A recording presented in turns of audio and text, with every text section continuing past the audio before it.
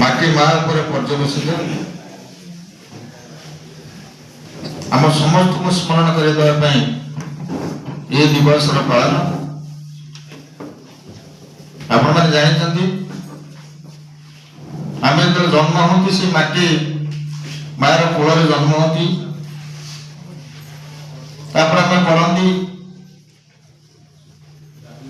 ମଣିଷର ସମସ୍ତ ଅବସ୍ଥା ଯେତେବେଳେ ସରିଯାଏ ସେ କେବଳ ଜନ୍ମ ହେବା ପରେ ତା କୋଳକୁ ସେ ଦେଇନଥାଏ ଆମକୁ ବଞ୍ଚିବା ପାଇଁ, ପଢିବା ପାଇଁ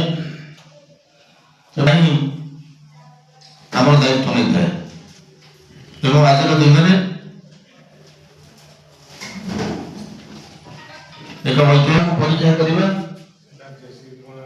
ଏବଂ ତା ସ୍ୱାସ୍ଥ୍ୟ ବିଷୟରେ ଆମେ ଜାଣିବା।